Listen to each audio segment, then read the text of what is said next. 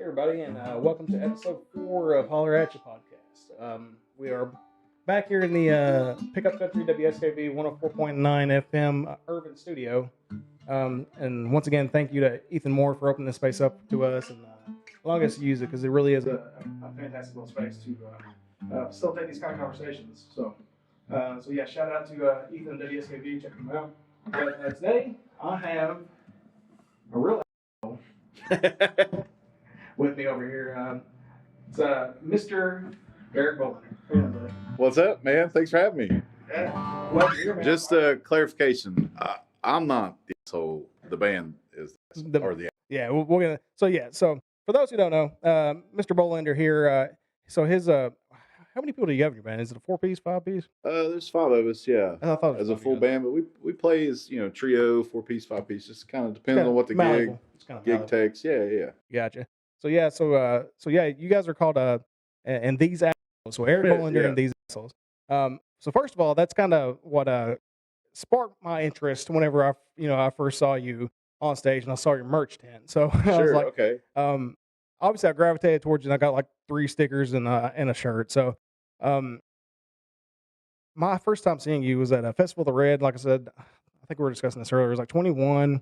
It was because COVID. It didn't have anything in 2020. So was there one in 2019? I don't remember. I feel like there was. Yeah, there were. They went on for about 3 or 4 years. Yeah, But anyway, I saw you on stage, man, and you blew me away. Just kind of your voice, your songwriting, and just kind of your style and your approach. And obviously, like I said, your band name was like really stuck out to me. So why don't you kind of explain? So how'd you land on and these shows? That's a great way to start an interview. So I can tell you specifically, it was evening. We had just finished playing Red Barn Radio in Lexington. My trio, so Seth Murphy on cello and Ben Caldwell on drums and backing vocals. I think that was the second time I'd done Red Barn, maybe, and the first time we done it as a trio. So we went to a bar a couple blocks away to grab maybe dinner or drinks or something and hang out, just kind of have a nightcap before we left. And then for sure. They had been pressuring me a little bit on and off about having a band name, and I was just kind of being a curmudgeon because we were playing quite a bit of full band or trio type stuff. Yeah, and it was usually just Eric Bolander Band or just Eric Bolander, and I was kind of complaining that everybody's somebody in the somethings or somebody in the somebodies, and I was just like, I just don't want to be the same. I was like, I'm cool. Like I have tons of bands I love that have that in their title, and that's great. But I was like, I don't know. I just can't think of something clever enough for it to stick. And then one of them mentioned basically was like, we don't have to be an asshole. and then someone was like, Eric Bolander and these assholes. And then I think it was Ben wrote it on there was a matchbook, and he wrote it down with an ink pen and these assholes. and then I was like, okay, so kicking it on the creek, being an Irvine and all, kicking it on the creek. We were booked for that. This was probably 2017 maybe, because we played 17, 18. But anyway, we were coming up that year. We were playing our first Kicking It. And so I was going to surprise them and have T-shirts made. And I did like a pre-sale. I kind of just told them I had Jimbo Valentine do the logo. Yeah. That circular logo that you see on the T-shirts and stuff. And I had him do that design. I got some shirts made. And hell, I sold them out. I only did like 30 or so and sold them out pre-orders. Had to do another bash before the festival and ended up almost selling them all there. So now I was like, well, I guess it's sticking around. From a marketing standpoint, man, no, it catches your attention. It did mine. Like I said, at that juncture, I'd heard your set, but I didn't know much about you. On. And for, like social media and streaming and everything, it's just my name. It's just Eric Bolander. But I like that people that follow us and keep up with us, they all know that. And it's a funny joke, but also it's more funny when people get to know them because they're some of the nicest people that you'll ever be around. I'm probably the asshole out of the group. I'll tell you, everybody needs a collective identity. But yeah, it's certainly a marketable band name. Yeah. It was definitely not intentional as far as being like, hey, what can we do to get attention? It was just like this. Somebody cracked a joke, wrote it down. We're like, all right. And then we made merch. And then people were like, dude, this is hilarious. I love this. And so it became a thing pretty quickly, from people who would watch us and buy our merch and things like that. So I was like, No, yeah, this is great. We'll keep it around. It's like you said, well, you sold enough now at this point that you really can't go back. And if we have people fill in, like sometimes Brother Smith fills in or Sam Rogers, somebody, so then You just got a new asshole. They're the honorary asshole There you go. today, the weekend or gig or whatever. Yeah, speaking of Sam and them, it's and of course the Crystal Thatcher and the Thatchers there at the Pit House.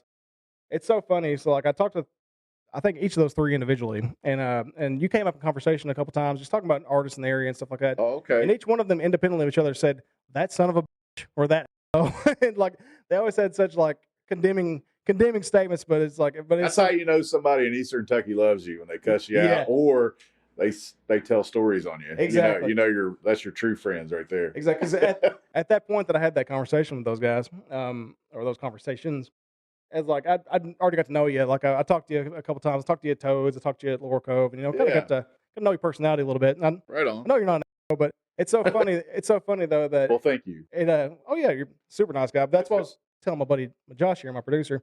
On the way over here, I was like, it's so funny because like everybody that I run across like says like, what an asshole, and knowing that you're just like the nicest guy you'll ever meet. I appreciate that. No, it's really cool, man. It is a catchy title, and I do love it. It's so I think the merch I got, I know one of them has like a unicorn or a Pegasus on it. So yeah. So my tattoo artist, shout out to Stu at Charm Life in Lexington. He's the one that does all my tattoo work. I asked him to do design for me for merch. Yeah. We did some stickers and we did a shirt, and it's I don't know.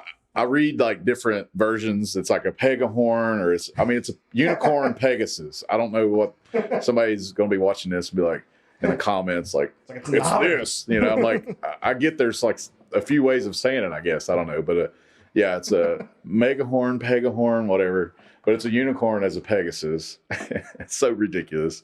And I got kid sizes made back when I first had them made, and I had these assholes left off of it, except for my daughters. And then one day at kindergarten, she's wearing it to school.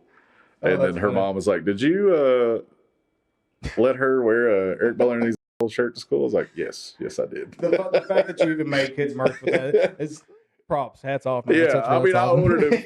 I kind of did an order. It was like 8 or 9 people that hit me up for them, like toddler sizes and stuff. I might have to bring that back, I guess. But hey, man, I got a pair of 2-year-olds, and I need some merch. But I can leave those off of it.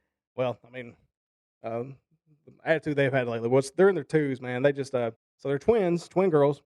2 and 3, buddy. Oh my gosh! So they turned 2 in October, which we have a 7-year-old and a 13-year-old. So I knew what to expect with the single. We've been through that age group. No, not 2 of them at the same time. No, man. It is a tornado. It's a tornado and a hurricane, man. It's the thing about it is like when singles, they'll get into stuff and they'll be mischievous, they'll make a mess or whatever. Agents of chaos. But yeah, the twins, they divide and conquer. They are strategic in their misbehavior. Like one will intentionally run a diversion while the other one just smashes something or jumps off a table. Yeah. It's just, tag team champions, baby. Yeah, exactly. And it's so funny. Like personality wise, they were anomalies from the very beginning. When they were in utero, they're fraternal twins. So when they come out, we didn't expect them to come out identical, and they did. There was a very low chance that they could have been fraternal twins and also identical twins, and they hit that. Oh wow! That okay. Improbability, yeah. So now we got 2 identical twins, but they're not in day. So I might play into the fact that they were fraternal twins, in the womb. But it's so funny though, because like one's a prissy little girl, she listens to Taylor Swift, and the other one, listens to like Arlo McKinley back here. Like she loves like wild horses, like that. She will absolutely vibe to it. All right. So it's like, and it's so cool. But yeah, I'd love to get them some merch. That'd be great. I'm trying to take them out to more of these venues so they can kind of get exposed to some good music. Yeah, my daughter is my little loafing buddy. She runs around with me when I got her. She goes to a bunch of different. She's cute, man. I've seen her on social media and stuff. She's been at the Burl more than a lot of adults have. I knew I smelled something roll in. I was like, gosh, is that the air conditioner? It's Aaron Boyd. Ladies and gentlemen, Aaron Boyd's in the house. Y'all must be running that stuff. I'm glad you put your good britches on and come out and say hi to me. We're talking about dad stuff over here, which Aaron's dad too. How many kids you got? You got a couple now, don't you? 2? Yeah. Yeah. Your little girl's the same age as Ava, right? Yeah, we were just talking about that the other night. Yeah. Yeah. So yeah, I get real heavy into the dad content usually. That's because that's largely my identity. It's important though. You know, is. it should be. At the end of the day, out of everything I do, every role I have, being a dad is like the most important thing. My favorite thing to be. Yeah. Favorite role to take on, but it's very much the most important thing. You know, it for sure it is, and a lot of the other stuff is important to me, but that is my most important role. Oh, absolutely. Being a dad, that's our biological at the baseline drive just to be facilitate raise a child and upbringing them and stuff. No, I love being a dad, man, and I got 4 of them, all different age groups, and it is exhausting, but it's so rewarding. That's one. one, and so any more down the pipe, you think? But 4 would be a lot. 4 is a lot, which we have a yours, mine, and ours situation. So I have a 13-year-old boy from my bonus boy. It's my wife's kid. Sure. Then my 7-year-old girl from my previous marriage, and we have twins together. So it's a big blended family. That's great. A lot of tax credits running around. But yeah, I get heavy into the dad content. I mean, Jalen Shelton was on the last episode. I don't know if you know Jalen. He's a great kid. I'm not sure. He's coming up, and he's young. He's like 20, but he just had a little girl, and we on some dad stuff. That was pretty much the entire episode was just dad stuff. Hey, ain't nothing wrong with that. But yeah, speaking of, man, you have a song that you've written, and we'll kind of go into the creative writing process and stuff after. But you have a song that I absolutely love. It makes me emotional to hear it because, like, I think we do connect being a girl dad, sure, in that way. But you have that One More Ride. It's certainly one of my favorites from your catalog. I was wanting to see if you could play that for us. Yeah, I'd like to hear that. Yeah. And I'll talk a little bit about it after. Yeah, for sure.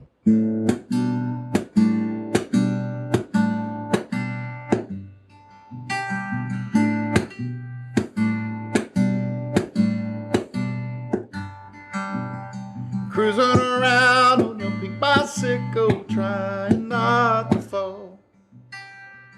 Had a helmet on your head, needed one for my heart.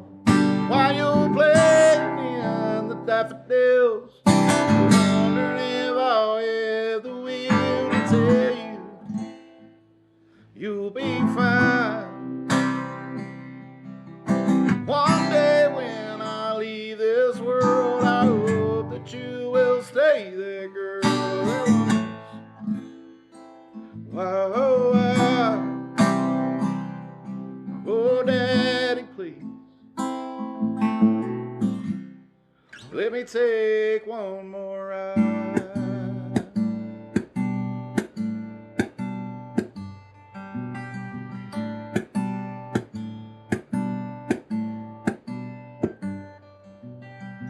It's looking like it'll be dark soon. Let's go and bandage your arm. It'll only hurt for a few. I promise to do no harm. While you were playing in the daffodils, wondering if I'll have the will to tell you you'll be fine. One day when I leave this world, I hope that you will stay there, girl. That once, wow, oh, Daddy, please, let me take one more ride. Hold on, girl, never let them down easily. Take on the whole damn world. Lions eat well, eagles fly free. While you're playing in the daffodils, I'm wondering if I'll have the will to tell you you'll be fine.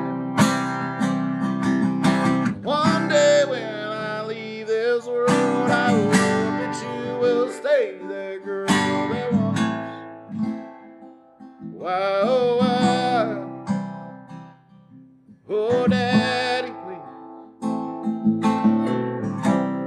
let me me take one more ride.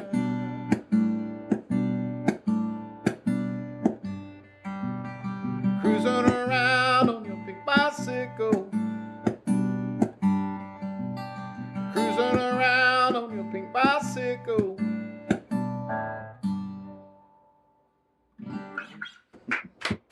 Thanks.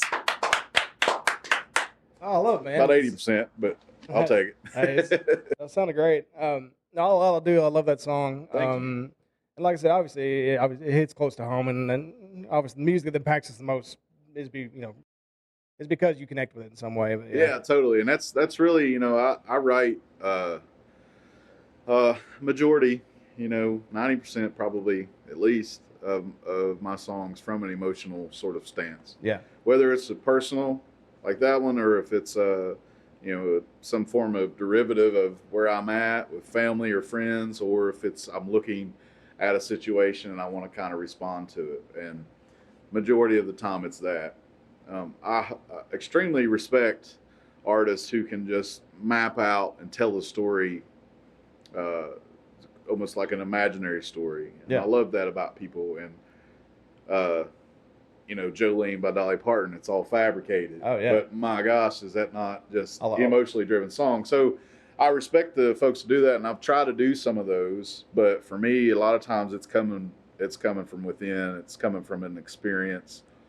More times than not, it ends up being a heavy experience. But with that one, I feel like some of the best art come from that, man. Yeah, right really on. Yeah. I feel like with that song, for me, it's heavy in a very positive way. Yeah. But I was sitting on the front porch. Me and Ava's mommy were still together, and it was right after the pandemic, or toward the end of the pandemic. And I can't remember if it was like late 2020 or like spring of 21. And I was just kind of noodling. When you get a guitar and you have this little lick and you just noodle on it every single time you grab a guitar kind of thing. I've been doing Until that it comes together, yeah. I've just kind of been dicking around with that, Yeah. And she was playing on her little balance bike, a pink balance bike, and Yeah. she was riding around across the street at the time where I lived was a park, and not a lot of people were out and about, and she was stopping, and she had this little Minnie Mouse helmet on. It was just a cute moment. But anyway, I was just kind of playing around with my guitar while she's playing, watching her. And she lays her bike down. She was smelling and playing around these flowers and these daffodils. And this older couple walked around. And the gentleman was like, "Do you like those daffodils?" Trying to strike up conversation. And she's pretty direct sometimes. She's like, "These are flowers." Hey, dumbass, these are flowers. I don't know if you knew that. That's sweet. And then so he and I and the lady were kind of like, well, there's different types, like roses and daisies and et cetera. And she's like, oh, okay. She was satisfied, jumped back on her bike, and took off. And just that moment, led me to sort of write this kind of song about being a dad to her and the legacy of being her father and how heavy that is. Yeah. Fast forward to I'm leaving, or how does that look? And hopefully she's old, but you know what I'm saying? Just kind of going into that realm of maybe trying to be a little more intentional about some of the things I do as a dad, to leave behind whatever it is, lessons or whatever, not material goods, but leaving behind something that will live forever with her, or live on with her. Right. Oh yeah, absolutely. So that's kind of where that song came from, was that sweet little moment. And then the verse, quickly turns into the chorus, which is kind of sad. Well, at that point it starts flowing. Yeah. No, that is cool though. It's so it was like that, just one moment kind of bridged the gap in that lick you had, and just kind of started the whole process. Yeah. The lyrics are all, they stem from that kind of cute little story, but then it becomes more of what the concept of leaving some kind of legacy behind. Oh yeah, exactly. And that theme though, and it's but it is interesting. It's very fascinating and really cool to me that it was like that, just that little candid moment. Being a dad out there, but that can just spark that process and just start this whole chain of events that lead to a very polished up great product with a great overall lesson and theme and totally. And that's with songwriters and storytellers, and that is a very unique thing about that is they could just take a life experience and just kind of and really just got to branch it out and just turn it and remold it and form it into something just completely. Well, I'm happy it's connecting with you. Yeah, totally. That was part of the goal, is for it to connect with folks, just parents in general, but to dad specifically, you know. Yeah, and like a lot of your music is kind of heavy, but you know, at the same time, you can the authenticity in it, you can feel it, and you know, Thanks, you man. can hear it, like The Wind. You know, I love that song, and just the way to hear you sing it, to hear you deliver it, to hear you perform it, it's just it really is kind of like impactful. Thanks, man. But yeah, it's a cool thing. So I need to hang out with you more often. You're just making me feel really good about it. hey, welcome to it, man. If you can. My head's gonna be as big as Aaron Boyd's by the time I leave out here. No, it's cool. No, I appreciate you and Aaron both. You know, y'all taking time to come out here and talk to me. It's makes me feel special. But no, it's really, I'm trying to do something with this little pod. You know, I'm hoping This is great, man. Things like this really matter, especially to artists on our level, and being, you know, a regional artist that tries to get out and tour and do the thing and do all the things that we can do, and yep. In the world of being just absolutely forcibly thrown into becoming a content creator. Mm-hmm. You know, these types of things help us too on that side of things, especially us that aren't, you know, 20 and grew up being a content creator, right? Yeah. It comes a little more natural for someone youthful because of the availability to them at a younger age. Culture now is like, it's a very content creation culture. You know, I was listening to CDs and cassettes when I was the age of people that are influencers on Instagram, you know? So, I mean, so that world didn't exist to me at a time when I was, you know, really sort of learning how those types of things work. So,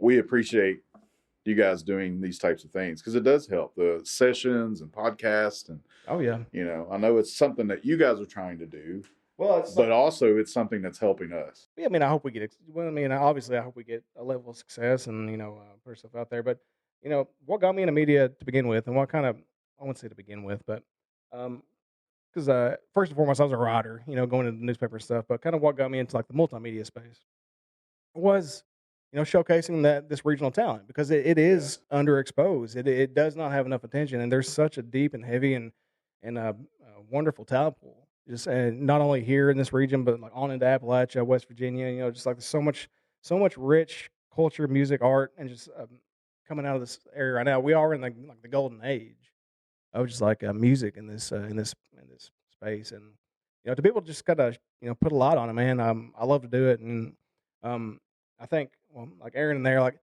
what got me into the newspaper before I bought it and became the editor, and you know, everything that happened after, I came in as a talent writer for this purpose. I was coming in to, like, you know, write about, you know, the local talent, mainly in Powell County because it's the Powell County paper, but and then just kind of showcasing the people that, you know, really deserve to have that attention given to them, and really putting the work in and really deserve it. So, and I think Aaron was like my third talent spotlight. He was my third one. Yeah, like issue 3. So yeah, it's my second spotlight, you know, on him, just in a different format.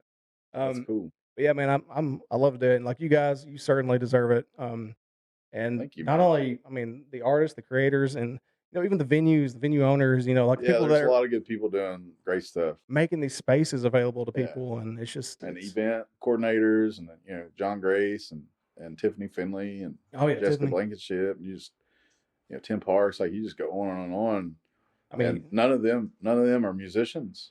Yeah, you know, and they're just the love of music. You know, it's part of their jobs as well as their passions, but they really put a lot of effort and thought and consideration into the events and spaces that they manage and create, to where they take in account the musicians and the crews and the people in the seats and then standing and all that. Like, they take everything into consideration when they're mapping something out. Yeah, it's the love of what they're creating. At least it feels this way. I know they have like their own like revenue expectations and stuff like that, budget expectations, but it's like, you know, you could see it, especially in this area, and it's very specific to Kentucky too. I mean, Master Musicians, Laurel Cove are two examples. Yeah, they're two great examples. Two great examples of how the love of the event itself, it seems to overshadow anything that's just like marketed or promoted. You're like, you know, they're not gouging anybody. They really are presenting this lineup of deserving artists. And Yeah, I mean, and they pay attention. They pay attention. They pay way less attention to analytics, and they pay attention to their own ears. And they pay attention to their own taste. The community too. Then they let analytics help fill out what they need to do, help line up the bill, and et cetera, et cetera. But they don't use the analytics to drive the event. Exactly. It's the opposite. It's human. They put together what they think is a great product and package it and deliver it, and then they use analytics to help them sort of finish out and do the final touches of everything. And I think it's great. You know, it is a business, so they have to look at numbers, and they have to look at what makes sense, but also, you know, they're not just getting a big ticketed, you know, artist or something for the sake of it. They're doing something they feel would match, you know, the feeling of what they're trying to do, and also, you know, push ticket sales in the region that they're offering their events. And those things are hard to do. Yeah. I think a lot of people don't realize that whenever you see something drop, like a lineup drop, and you see the comments on social media and the complaints, it's like, I get it. I'm a fan of music too. So I'm like, oh, that sucks. But at the end of the day, I also know on the back end of how much work they put into that. Exactly, man. You know? And I respect those events that have the people that I named and more, because I know that they're putting a lot of thought. You know, Seth Murphy, who is one of the assholes, that he runs, him and his crew run Tall Sound, which is a great event. Started as a festival, now it's a series in Lexington, Southland Drive. And like, I should check that out. Oh yeah. It's incredible. They do great work with it, and they're thoughtful, and they want to bring, you know, something that's culturally diverse. And like each time they do an event, I think there's 3 acts each time they have an event, and there's kid friendly vendors and food and beer vendors, and like that's local to Lexington. And it's kind of the heart of Lexington, you know, in a way that some other long-standing events and fairs have been throughout the years in Lexington. Right. Yeah. They're just another good example of what we're talking about, is where, they're going to like look at numbers and such, but they're really listening and paying attention. And human trumps, I guess data. Yeah, sure. I mean, really, but it's like, how John Grace does it, and like they do in Pineville there, and how they bring the community into it. Like what I love that Laurel Cove does, and I know some other festivals do it, but at the end of the festival, they'll put a call out to the attendees and the guests, and they're like, "Hey, who do you want to see here next year?" You know, and they pay attention to that. And they actually listen. Like I think I pitched, Jack Browning 2 years in a row, and they finally picked him up. Yeah, I saw him on the bill. He's an incredible visual artist, by the way. That funny story about Jack is that's how I discovered him. I didn't know he's a musician. Okay, yeah. I saw a John Prine painting floating around Facebook. I was like, hey. We're connected online. Yeah. We've commented on each other's stuff. I don't know if we ever met. I'm embarrassed if I have met him. I met him in Moorhead. He's actually, I interviewed him and Lance in Moorhead when they did the recovery series show. I feel like I've met him. I feel bad. I meet people and then... Super nice guy. He's an extremely insightful... He should drink a lot of moonshine. Yeah. Shows. No, Jack's me and him talk on social media pretty frequently, but... that's great. Super nice guy. I was super excited that he got invited out to Laurel Cove, and it's just he's actually it's cool when I meet folks that are in that realm, visual arts and music, because I'm a visual art teacher. Yeah, I have a visual arts background. Like my college, I have a BFA in painting and a master's in art education and that kind of stuff, and that was my sort of education as far as college goes. Is in the visual art world, and the music was sort of just it all translates, man. Right on. Yeah. And so when I meet folks like Hunter Flynn, like he's an incredible visual artist. Yeah. Incredible visual artist. He draws and does printmaking and all kinds of really good stuff. And it's cool when I meet those people that are kind of in that realm. Well, it's so funny, and you'll see crossover like that just throughout this entire scene, and it's like you find a musician, they're into jewelry making, this man I got one there in boys' pieces. Like the spoon art, portraits, artwork. It seems like they got their hands in another type of art because it's just like the drive to create is just springing out of them. Whether it's in music, writing. No, I've noticed Lance. Roger, you mentioned Lance earlier. I noticed Lance posting some paintings. He's been doing. Yeah, he's been messing around some stuff. And I know he did acting. I think really before doing music. heavily, at least. I think he did some acting, was kind of one of his artistic outlets. Well, his podcast is great too. Falling Forward is yeah, I'm doing that soon.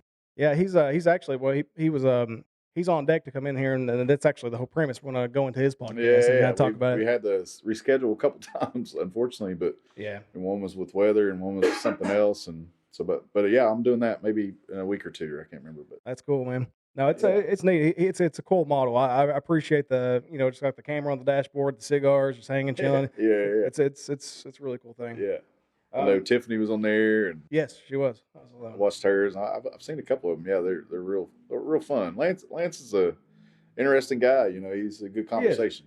He's a super nice dude. Like I said, I interviewed him and Jack when they come down for that recovery series in Moorhead as that show they played. So I got a chance to talk to both of them. It was part of this bigger project, but the last two recovery series shows ended up getting canceled for weather and illness and stuff. So nothing ever came out of it. So I'm excited to have Lance back in here, and Jack's actually going to come in here too whenever he's stateside again. So I'm going to come talk to him. But yeah, it's pretty neat. So why don't you play us another one, man? And like I said, usually it's dealer's. I have my one request, but usually it's dealer's choice. I'll let you kind of. All right. Got it. I got your request. I'll do this one. Every dude with an acoustic has to write a love song. So me and my girlfriend Monique, we've been together for over 2 years now, actually, and it's been a really great moment for both of us in this part of our lives, and I wrote this song based on a day and night that we had. It was just a beautiful night, and the moon was a strawberry moon. Oh, that's cool. Yeah. So I named it Strawberry Moon, just to kind of put a pin in that moment. It was it really was just this cool. Yeah. There's some Easter eggs in there lyrically and things like that. And but yeah, we were just watching TV late, and I was kind of picking around on guitar, and she fell asleep on the couch, and I wrote it. I mean, I stayed up till I might have been 4 o'clock. I know it was really late. So you're that kind of writer. It's got to come out. You can't sleep on it. I've only had about 4 or 5 songs, period, that's come out like that. Okay. Usually it's a little bit of labor. Cool. A little bit of labor. Cool. I think most people would agree. Like a lot of times you labor on something until you get it to where you want. Right. But this is one of those that just kind of came out. So. Natural. Yeah. Sprung out of you. Strawberry Moon. There was a strawberry moon. Late last night, you had me in the morning. This felt right, the country was singing through the back porch light. Each and every sound was coming through the screen door, facing at a rose-colored moon. Gunship was cruising, we'll be there all right. Oh, hold me closer, I don't want you to roll over, we ain't done. Hold my body tight. Hey, maybe after we can swing to the coyote laughter, or would you rather stay up all night? Oh, would you rather?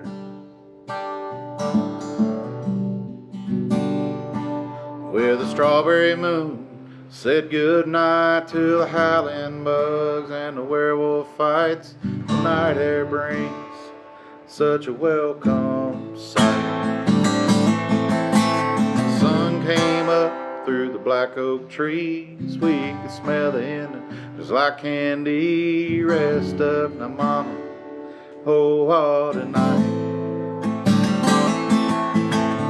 Whoa, hold me closer, I don't want you to roll over, we ain't done. Hold my body tight. Hey, maybe after we could swing to the coyote laughter, or would you rather stay up all night? Oh, would you rather?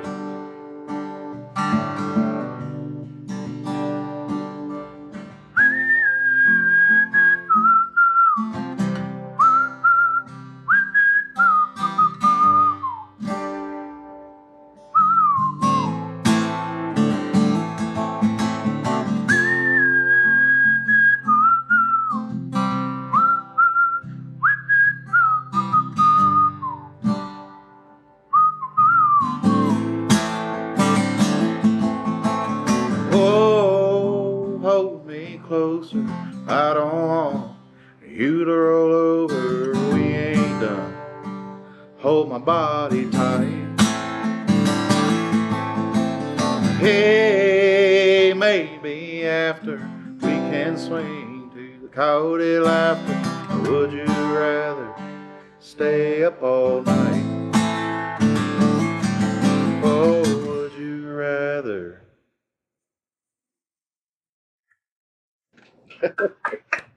Thank you. Love it, That's man. a louder clap than a room full of people sometimes. No, you sound great. Your sets are always cool, man. Like I said, Thanks. I saw you at a non-festival venue. I saw you played at Toads that one night. Yeah, that was fun. I had a good time. Yeah, Toads is a killer actually, venue. Monique came later at night, and we had dinner there. And Yeah, I think I had a chance to meet that's her. a cool spot, kind of tucked away in a little RV kind of space. It is unique and it's awesome. But I know that the Townsends, the owners, you know, I'm friends with them. But Oh, okay, yeah. the way they've opened up that space and the way they've kind of separated everything out, it's such a cool. I mean, it puts me in mind of the Burl, but no, I guess just maybe mainly because like the food is separated and like the drinks over here at the bar, but it's all open air. But it's a cool spot, man. The shout gorge out is Toads. awesome.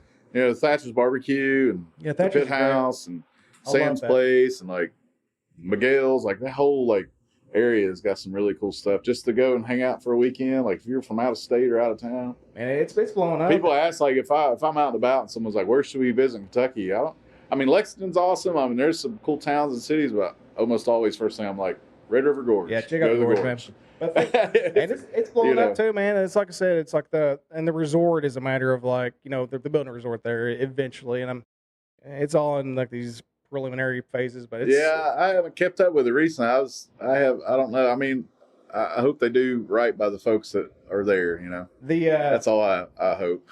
well, I guess the name of the game is sustainable growth. I mean, you got to be able to do it in a very responsible way. Yeah, I'd hate to see businesses like theirs, you know, Thatcher's and everybody's hurt from it. I'd love to see people like thrive from it. It would be great. Exactly. If, You know, if lift it ends up everybody being up. that way, then cool. I hope so, man. Yeah. And like I said, I've been following it from the initial introduction. But I've been visiting that place for a very long time on and off, hiking, and back when I was in better shape and go on like long hikes and stuff, it was almost always at the gorge. And, and that's my stock. I have a lot of love for that place, man. Yeah, I grew up. I'll be going back there probably every year of my life. I love it, man. For something. It's such. I mean, well, it's such a spiritually, you know, a deeply connected place, and obviously, it's even more so to me because I grew up there. I grew up 5 miles from Natural Bridge, Right? As the crow flies, you know. Yeah. So that's my, you know. That was my very first experience of the gorge. Was going, you know, specifically to the Natural Bridge. Yeah. I was a freshman in college. I landed at UK in Lexington, but my freshman year I went to Morehead State. Yeah. And of course Morehead's just packed full of beauty too. And we'd go to Lakeezy Rock and all these places, Cave Run and all, you know, Carter Caves and all those spots in that region. But I remember I came with some buddies to the gorge and we went, that's what we did. We came in and went to the Natural Bridge and I was like, gosh, man, there's just so much here. And then I would just once or twice a year, we'd go back and find a spot to go hiking. And so that Natural Bridge is like everybody's like introduction to the gorge. Well, it sure, seems like, yeah. but then like from there you explore and you just see how much is there. Like, you know, it is it's absolutely like densely packed with just so much beauty. It's hard. It's the Hard Rock Cafe of the Red River Gorge. It is, yeah. It's brings people in, then they're like, wait, there's much more shit here. Yeah. There's more cool shit over here. You know? Yeah, it's awesome. No, I feel like I should apologize for referencing Natural Bridge as being the Hard Rock Cafe of the gorge. No, I get it. I kind of like it. I kind of lean into it. You know, it's like it's the big draw. Then everybody just realizes how much there is to offer. You know, it's it's pretty dope. But yeah, not to get too far off topic, but anyway, shout out Toads Barn and Grill, shout out Thatcher's Pit House, and all the great places up there. Yeah. And even Ethan Wayne and the Killens, man. Have you seen that venue up there over into like Wolf County? Not yet, but I followed it some online and stuff and seen the people that get through there. It's wild. The stuff that's being built up there now, it's crazy. I have to try to get a gig out there sometime. Oh yeah, check it out. It's pretty dope. But not like I said, I don't want to keep you too long. I know you had to leave here at like 8:30ish. Yeah. I do want to kind of go into your influences and kind of like what inspires you to write your songwriting. And you'd mentioned Bruce Springsteen before, like off mic. Yeah, of course. And obviously, you know, that's, you know, from a storyteller standpoint, you know, he's certainly a Mount Rushmore kind of figure. And he's the type that I mentioned earlier that writes as a storyteller. Yeah. You know, he's the first to really talk about that, is how he'll piece together a story from things that have happened around him or family or like, you know, or just a current sort of event at the time and things. And I respect that of him, you know. Yeah. It's not necessarily how I write, but his record, I mean, Nebraska, obviously. I love Nebraska. It's great. But for me, it's not the most popular opinion, but what influenced me the most as a songwriter was the album and title track Devils and Dust. Mm-hmm. And that song specifically and that record had a very heavy hand in influencing my acoustic stuff when I started playing solo. Yeah. I started out early 2000s and playing metal and stuff, metal and rock and things. And then I have a rock and roll band, Octopus Shakedown, that we played together for years. And like, that was sort of my development as a songwriter was 4 dudes in a garage or a basement writing songs together. Yeah. And I took, you know, vocal melody and lyrics and some guitar rhythm stuff would be my contribution. So when I started bringing some ideas that just didn't pan out, and I was like, you know, I want to do this. Like when I was writing some acoustic stuff solo, that album was, I mean, I listened to that record a whole lot. Yeah. I still listen to it, but back in that time frame I leaned into that record a lot, man. It was so beautifully done. And it was like, man, you're talking about, at that point, he's a Hall of Famer, you know? Yeah. That's like, you know, it's top in every chart. Yeah, obviously. Yeah. It's like, you know, the pro athlete that's 40 years old, still contributing. Like, he was at, you know, a part in his career where he was Bruce Springsteen, right? Yeah, and halftime for him to put out a record like that at that point in time, just like John Prine. I mean, Summer's In is my favorite John Prine song. Oh, yeah. And that's probably blasphemy to a lot of people that are going to watch and listen to this podcast, but that's literally my favorite song of his. And he put that out just a couple years before his untimely death, you know? And I think it says something to the level of songwriter when those folks put those out. Yeah. Because no longer are they necessarily relying on expectations, their name, their popularity, or their performance even. Yeah. And for that, as influence wise, if we did a Mount Rushmore type analogy, Bruce Springsteen has to be on there. Yeah. I came into John Prine late as far as like being an influence, definitely an influence, but not an early one. Bruce Springsteen was an early one. Dallas Green, Sitting Color. Oh, Dallas Green. That's the second or third time he's come up on this podcast. I love Dallas Green, man. One of the biggest influences, and then big boy John Moreland, who's signed my main acoustic. I've met him a couple times. Really? Got to tell him how big of a fan I am of his. He was in Kentucky recently. I was like, man, he went to Red Barn or something. I've seen him 3 or 4 times, and I'd love to meet him. The first Laurel Cove, I got the signature from him. Yep. My friend Alexis, she introduced me. Moreland's awesome, man.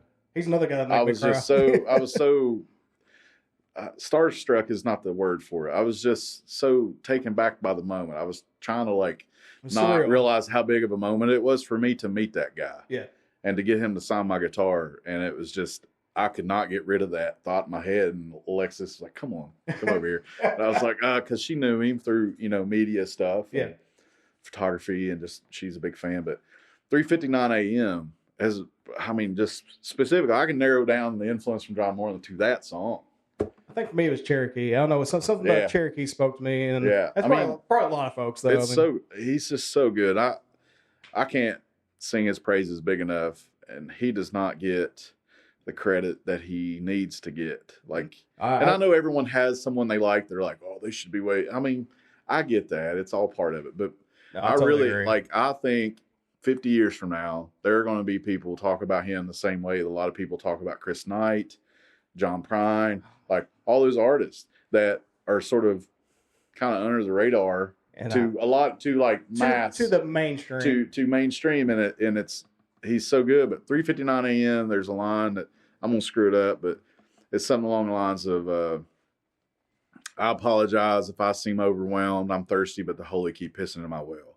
Yeah. I remember the first time I heard that, I just rewound it like 15 times. Yeah, just that line just hung. I'm getting goosebumps talking about it. I'm like, Jesus, dude, I'll never write that line.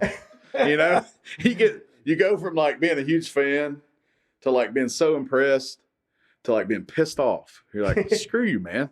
So I'll never beat You know, this. you're like, screw this. I'm not gonna do it. I'm gonna put my guitars on Craigslist. But no, like it really was an impactful song. But just that record, In the Throes. Yeah. And if I'm not mistaken, I think he tracked all the instruments. He tracked all the instruments, and I think he produced and mixed it as well. I think he did, if not all, the majority of it. See, I didn't know that. And it's like, what? I guess, I mean, and then he'll put out a new record, and I'm like, the single's good, but there ain't no way the record's gonna be that good.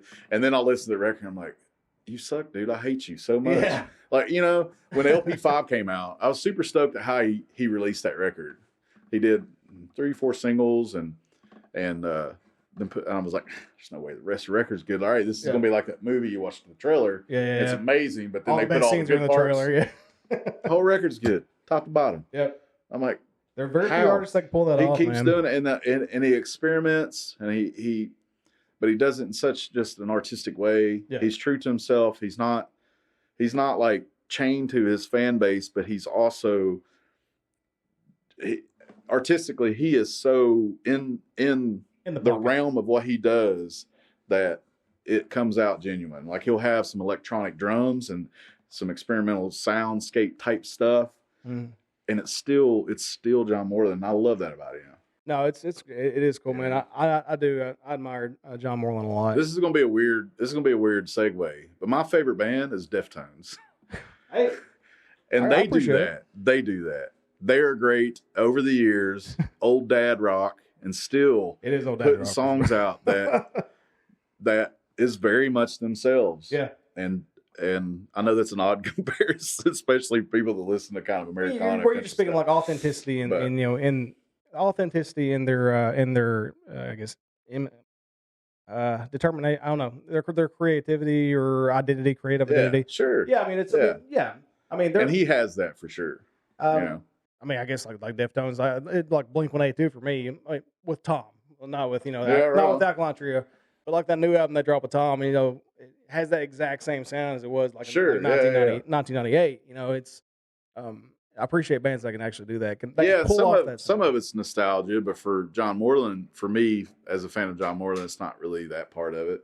So Yeah. Deftones has a little bit of that to it, where I don't have that for John Moreland because I don't think he's old enough for me to be nostalgic about John Moreland, but I guess maybe, right, relatively, but yeah. So I got off track there, but No, yeah, it's Bruce Springsteen, Dallas Green of City and Color, and Alexis on Fire. Yep.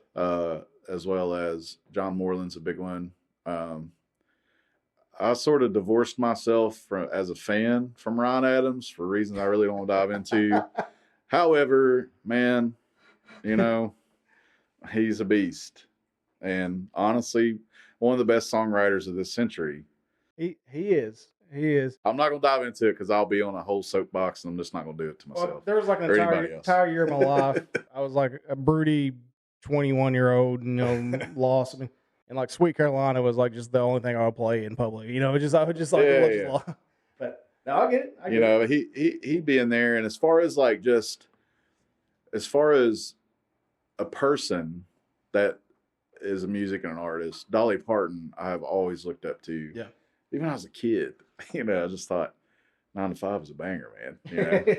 And then I got a little bit older and I was like, yeah, it's Dolly, And then as I started writing songs and things, I was like, man, she is so, I grew up a hillbilly, man. I'm from Lewis County, a little town called Garrison. It's northeast Kentucky, foothills, Appalachian Mountains. Like, I grew up proud to be a hillbilly, you know? And I tease at my daughter when she goes hang out with my brother and sister and my mom that she's part-time hillbilly. And that's a term to me of endearment. Unless someone else uses it, then it's, that's our word. fist fighting, right? But for me, I felt like Dolly is that persona of what just a genuine person from the region, East Tennessee, East Kentucky, and West Virginia, like that region, Appalachia. And even, man, there's just such wholesome, kind, the best. gentle people. And notice I didn't say anything about politics. I didn't say anything about religion. I don't have to say anything about any of those very, dynamic issues when you talk about Dolly Parton. Why is that? because of how she is and how she carries herself and how she talks to people and how she's very human and how she treats people the way she does. Yeah. And she happens to be one of the greatest voices in country music. And one of the best songwriters. Without a doubt. I mean, and the way she leans into her wealth and influence and fame and uses it for good. I mean, it's like we're signed up to the Dolly Book Club. My kids get books every month. I mean, so it's like Dolly is such a part of the cultural zeitgeist, and like I said, and she has no like. It's just her. I mean, it's through and through. She's like the hillbilly Bob Dylan, man. She is. I mean, really, dude. She is like. I mean, and she was such a charismatic person as a young, just very beautiful woman in a time where women didn't control their own destiny. Yeah, they had to have men in their lives to get to something, and she was like, "No, you don't." You know, and she did it in a way that was very relevant, and I think a lot of young women as they, found influences from her, saw how she just pushed the envelope. How she carried herself, man. And she really paved the way for a lot of people, and I think that's great. So I would add her too, just because I think she is a big influence on a lot of folks in our world. Oh, absolutely, man. And like I said, like Dolly Prine, and like you said, Chris Knott. Chris Knott's one of my personals. I got to open for him in St. Louis or Kansas City. Kansas City. I'd love to meet Chris. Actually. I talked to Reed Fields, and I think Reed's going to be a future guest on Hollerachia. All right, I'm excited about that. Yeah, Chris was he was wild. It was great. I'd like to know more, but let's. I think we're about to hit the. Yeah, man. We're coming up on an hour. Let's do another song if you don't care, man. Like I said, dealer's choice, whatever you want. All right, what we're gonna play? Well, we talked about personal songs and stuff. Let me do one that I mentioned about writing something that I saw, an issue in and felt like to build something from that. And this song, Cold Men, it's a good one. Back when it was in fall of 19, I think, this mining company was filing for bankruptcy. Companies do this. It happens. But, man, the employees were so affected by it. They had, from what I remember, like, a few months worth of back pay or something, and they threw a protest on the railhead, keeping a huge load of coal from leaving. Basically, it's like, man, you're locking the gates, not letting us in, but then you're going to still sell this coal that we worked for, and the families and everybody, and that was just a wild situation. A lot of folks were involved, bringing them food, water, and just really supporting them, and it was one of those things where the region pulled together regardless of who you were. And I thought that was a really strong message to people. Yeah. And John Grace asked me to play a benefit, and I was like, absolutely. And then I was like, man, I can't fancy myself a folk singer and songwriter without writing something responding to this. Yeah.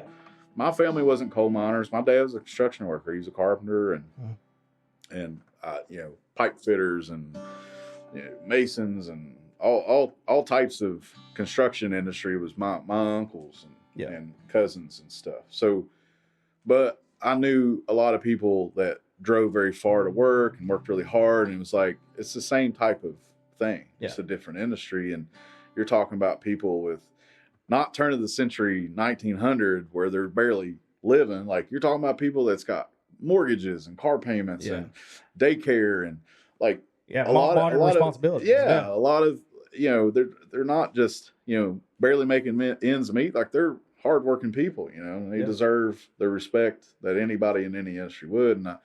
But anyway, I felt like I should write a song in response to it. Yeah. And then I played it at the benefit. Like, I think it was a week or 10 days or something. I can't remember, but but I was like, I have to. It was very, very awful version of it because it was so new. But I played it that night, and then we recorded it, on the next record. But, That's cool.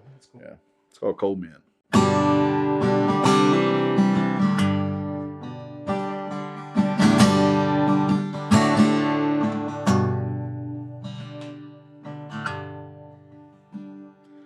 Only side to coal mines, the top side.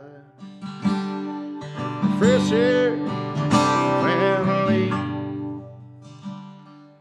spent your whole life living on the short side. A puppet home company strings.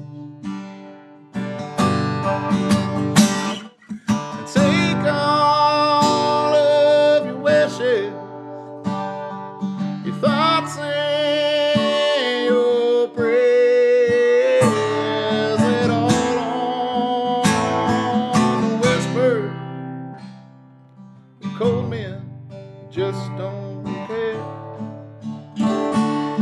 Cold men just don't care.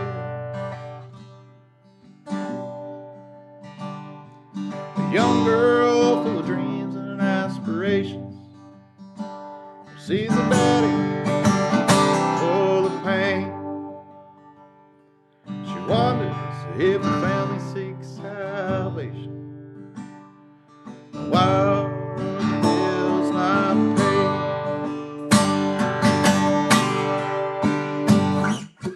take all of her wishes, her thoughts and her prayers, let all on the whispers of cold men who just don't care. Cold men just don't care.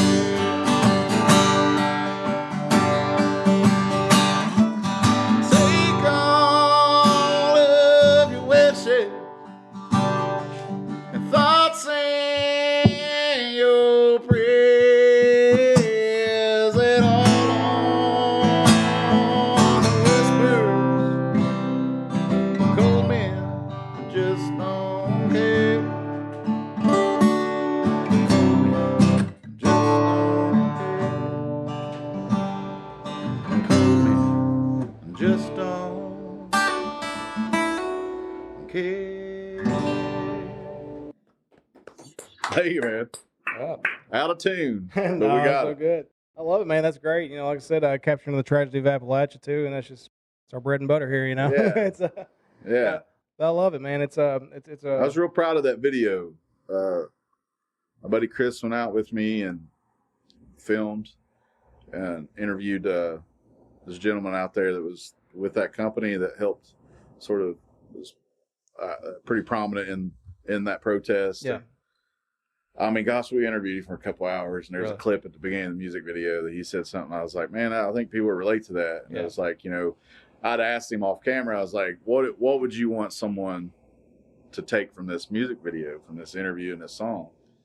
And he said, I just want people to know that they should stand up for what they believe in. Yeah. I was like, man, that's a total, no matter where you're at in Yeah. your life, that's definitely something that I think people can relate to. Yep. And that's kind of what I hope people can get from that song too, you know? Just resolve, man. Yeah, Strong resolve. Yeah. absolutely. I love it. No, it's great.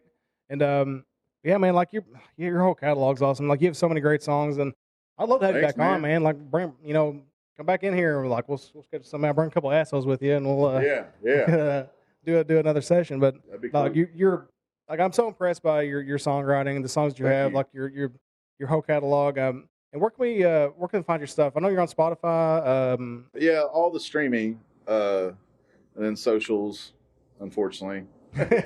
But yeah, all the streaming stuff, and my website's ericbolander.com. I have Okay. links to, the socials and music videos and the streaming stuff. So I mean, all that's on there, All and that's a good central location. But whatever people stream, and then of course, the website's good for tour dates and my Facebook page. I mean, I try to keep things updated on the regular as best I can.